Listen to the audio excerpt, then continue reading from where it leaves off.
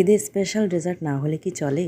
ঈদ মানে আনন্দ, ঈদ মানে খুশি, ঈদ মানে নতুন নতুন রেসিপি ট্রাই করার ধুম।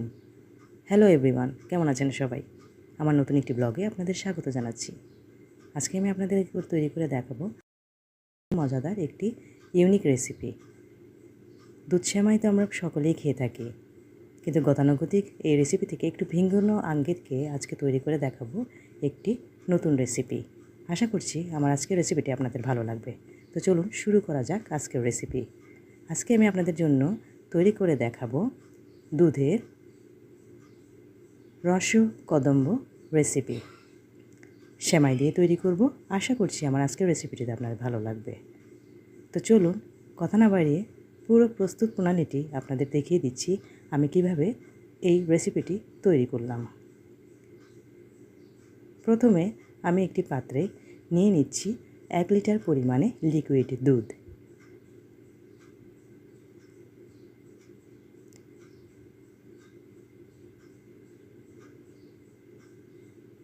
এই লিকুইড দুধের সাথে এখন আমি দিয়ে দিচ্ছি ড্যানিশ দুধ হাফ কাপ পরিমাণে। আপনারা চাইলে এখানে ড্যানিশ দুধের পরিবর্তে চিনিও দিতে পারেন। দিয়ে দিলাম গুঁড়া দুধ 3 টেবিল চামচ পরিমাণে।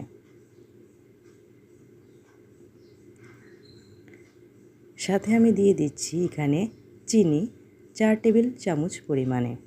মিষ্টিটা আপনারা আপনাদের প্রয়োজন অনুযায়ী বাড়িয়ে অথবা কমিয়ে নিতে পারেন। দিয়ে দিলাম 2 চিমটি পরিমাণে লবণ। এখন এই সবগুলো উপকরণকে আমি ভালোভাবে দুধের সাথে মিশিয়ে নিচ্ছি।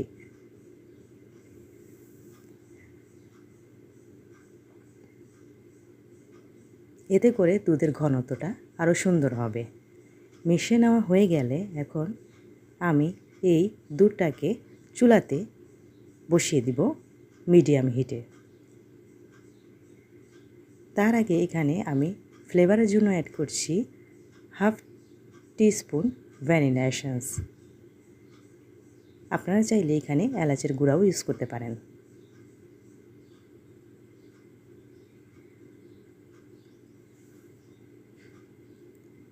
এখন আমি এগুলোকে চুলাতে বসিয়ে দিব, মিডিয়াম হিটে জাল দিব। বেশি ঘন করব না। 2-3 বলক দুধের মধ্যে চলে আসলে এগুলোকে আমি চুলা থেকে নামিয়ে নিচ্ছি। ঢাকনা দিয়ে রেখে দিব এক সাইডে। এখন আমি একটি পাত্রে নিয়ে নিচ্ছি লাচ্ছা সেমাই 1 প্যাকেট পরিমাণে।